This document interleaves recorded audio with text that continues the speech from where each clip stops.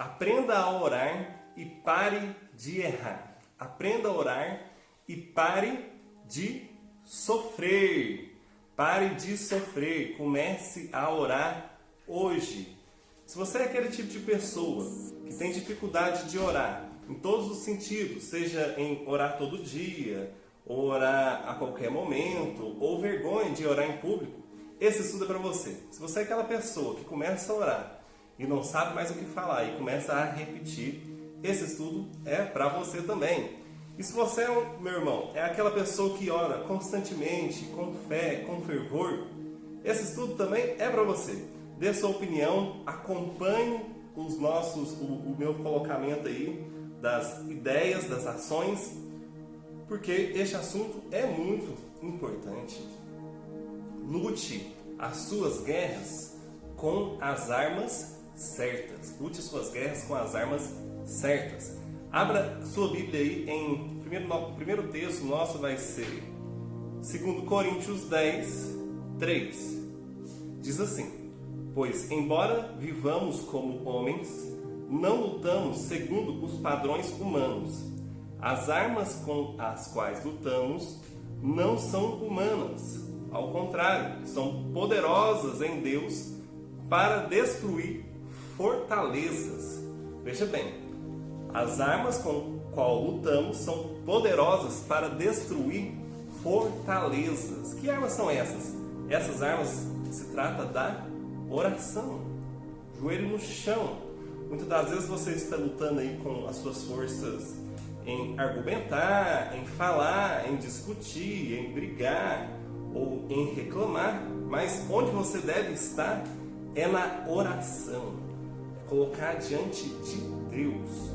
Tem uma frase que é assim, que eu sempre guardei comigo, que eu já ouvi muito na minha adolescência: muita oração, muito poder; pouca oração, pouco poder.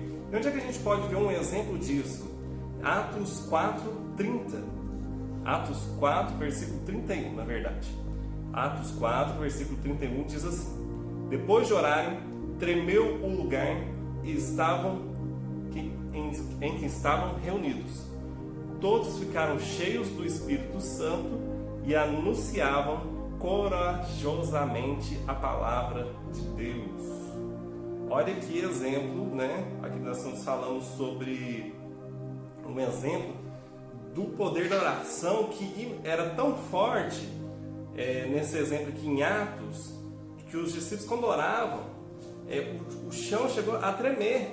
Ou seja, as pessoas anunciavam de forma corajosa a palavra de Deus, de forma corajosa, mas porque você vê que houve muita oração, houve muito fervor, houve muita a busca, ao ponto de nós vermos o que? O tremor do chão. O tremor do chão. Orar é consultar quem já viu o futuro. Deus, Ele conhece o nosso coração, Ele conhece o nosso futuro. Então, quando você ora, você coloca para quem já sabe o que vai acontecer. Então, você lança a mão da sua ansiedade, colocando a sua aflição diante dele. Por isso que pare de sofrer esse estudo. Pare de errar, porque Ele sabe, porque Ele te conhece. Podemos definir nosso relacionamento com Deus em uma só palavra. E essa palavra é oração.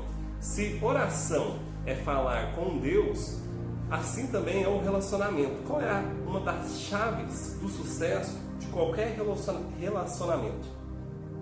É a comunicação.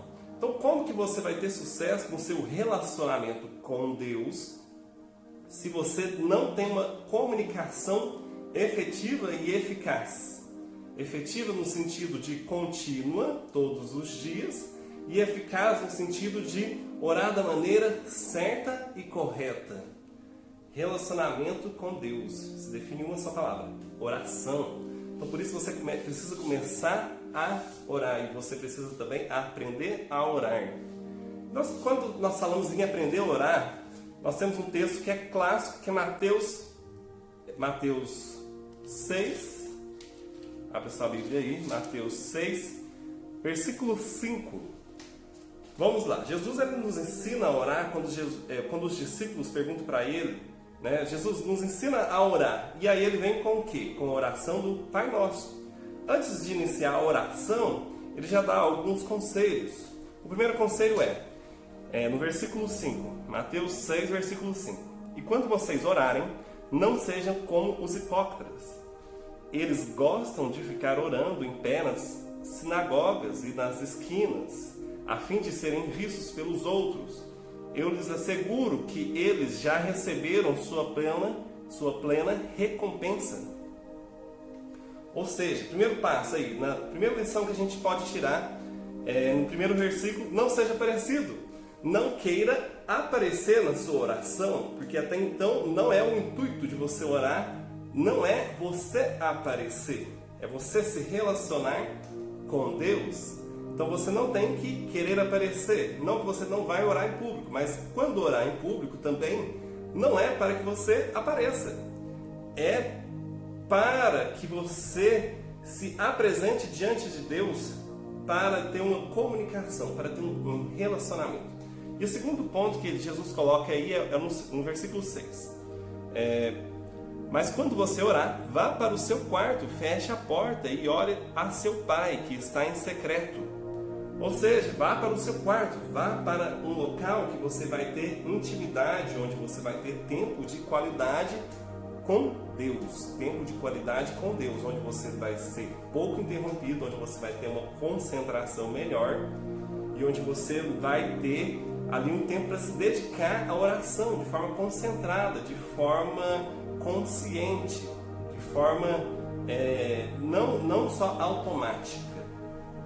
Um detalhe muito importante, quando você for para o seu quarto, não confunda oração com louvor. Muita gente, às vezes, ele vai para o quarto e ele começa a cantar. E ele começa a cantar, e aí ele põe música, e aí ele esquece da oração. Não é que o louvor, a adoração, não faz parte.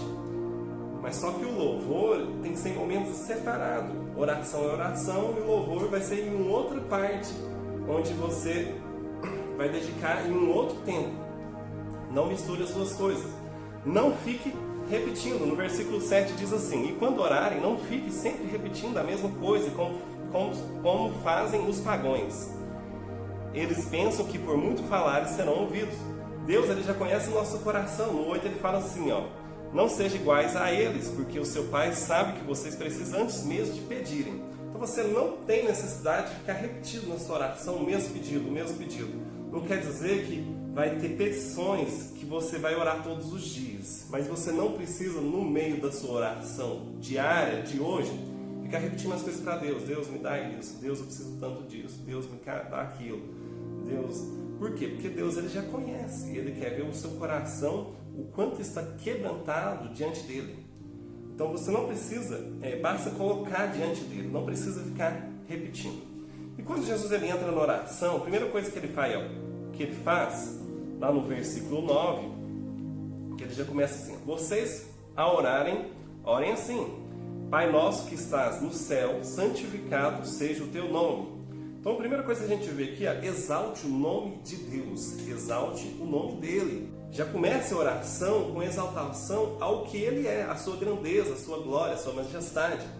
Então por isso que ele começa: Pai nosso que estás no céu, santificado seja o teu nome. Venha o teu reino e seja feita a tua vontade, assim na terra como no céu. A vontade de Deus é muito importante você entender que ela é soberana. Então é muito importante você entender no quinto ponto aí, a vontade de Deus é soberana sobre a sua vida. Então reconheça essa soberania na vontade de Deus e peça para que Ele faça a sua vontade em nossas vidas. E Ele fazendo a vontade dele nas nossas vidas, isso significa viver o propósito de Deus aqui na terra para aquilo que Ele tem para você e para mim. Ou seja, por isso que nós precisamos ter essa consciência de que não adianta você pedir coisas que não estão no centro da vontade de Deus, ou que estão contradizendo a sua palavra. Dá-nos hoje o nosso pão de cada dia. Seja também essencial no seguinte sentido: agradeça por cada dia, assim como o maná. O povo, quando Moisés mandou o maná para o povo queria guardar para muitos dias, porque pensava assim, vai que Deus mandava o maná amanhã e depois de manhã. Aí eles queriam guardar para muitos dias, só que o maná perdia. Mas por que Deus fazia dessa forma? Porque Deus queria que ele confiasse a cada dia. Não recebesse as bênçãos de uma vez só, acumulasse e depois no outro dia eu já não estava mais orando. No seguinte ponto, ele fala assim, ó, peça perdão, versículo 12. Perdoa as nossas dívidas, assim como perdoamos aos nossos devedores. Peça perdão pelos seus pecados. Todos nós cometemos pecados.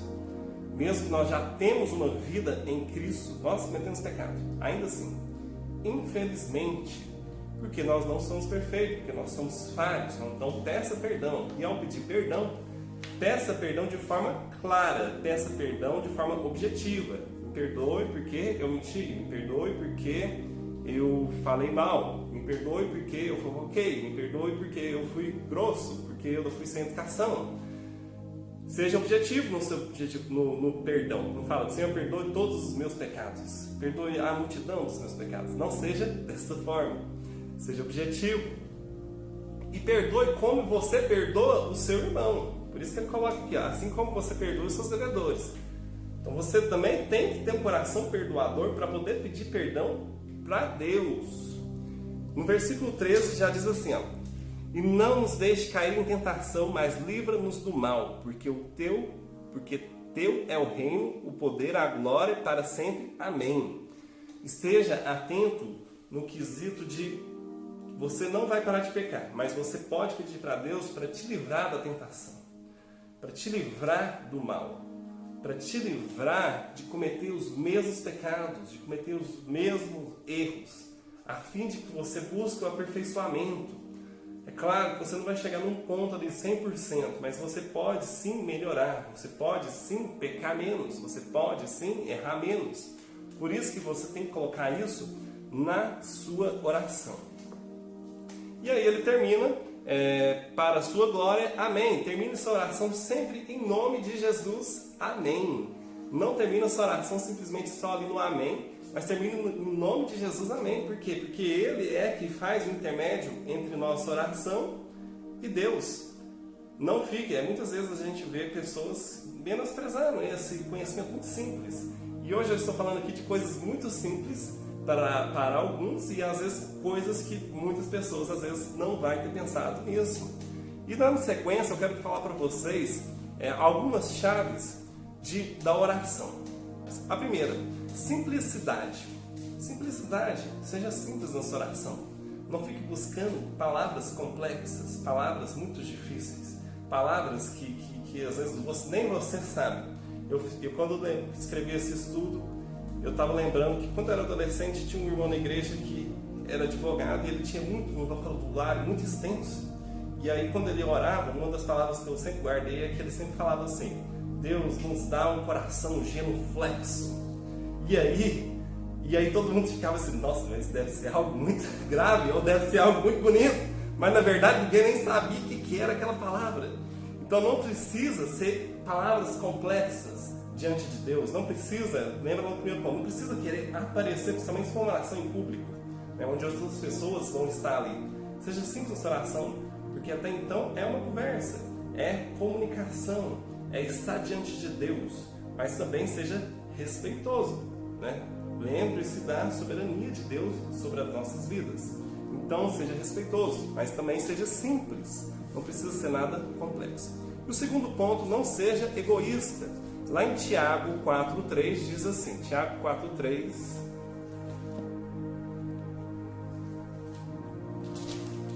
Tiago 4, versículo 3, diz assim: quando pedem, não recebem, pois pedem por motivos errados para gastar em seus próprios deleites. Quando pedem, não recebem, pois pedem por motivos errados para gastar em seus próprios deleites.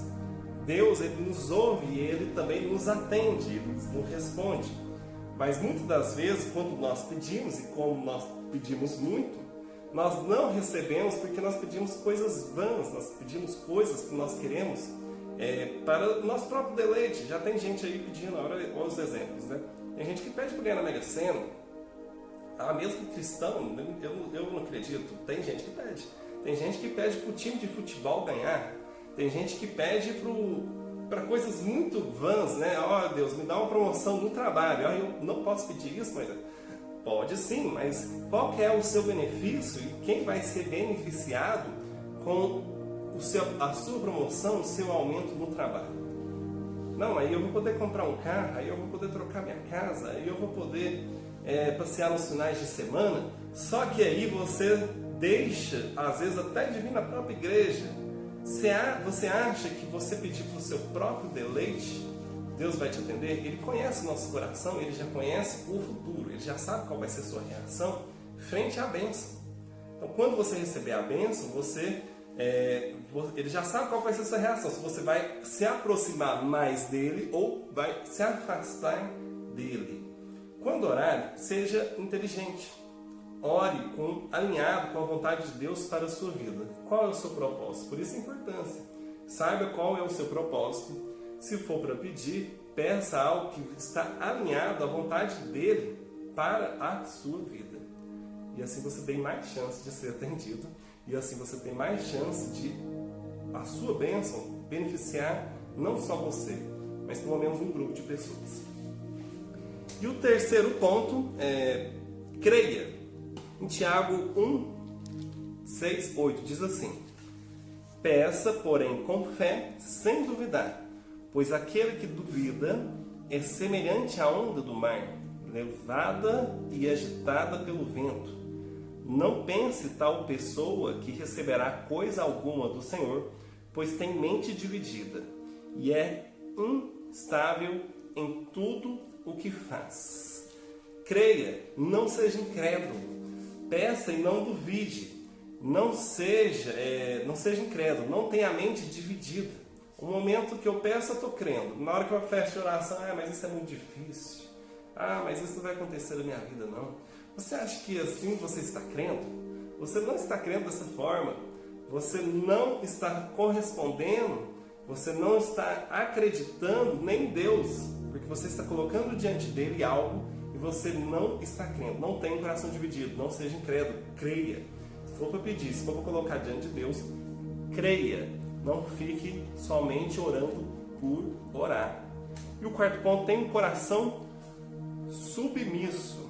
Está lá em Lucas 22, 42. Lucas 22, 42 diz assim: Pai, se queres, afasta de mim este cálice. Contudo, não seja feita a minha vontade, mas a tua. Olha só, isso aqui é Jesus orando, né, no momento ali que ele já está no momento de aflição, perto da crucificação, ele pedindo para Deus, pelo sofrimento, né, que afastasse dele cálice, né? Mas, contudo, ele fala, contudo, não seja feita a minha vontade, mas a tua vontade. Seja submisso, tenha um coração submisso ao se colocar diante de Deus. Não pense que Deus é um lugar onde você é um gênio da lâmpada, onde você pede e ele te dá. Não, mas alinhe a sua vontade com a vontade dele. Viva o propósito de Deus para a sua vida aqui na terra. E o quinto ponto, entrega, transfira para Ele.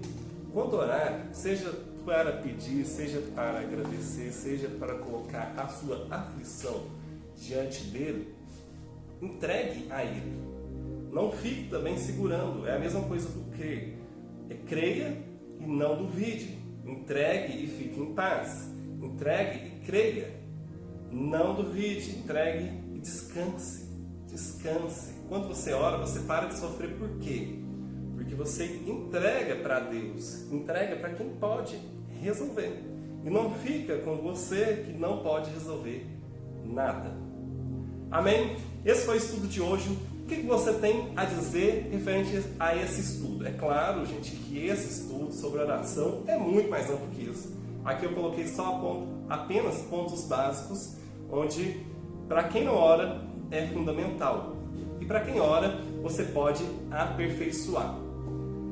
Tchau, até o próximo estudo. Deus te abençoe.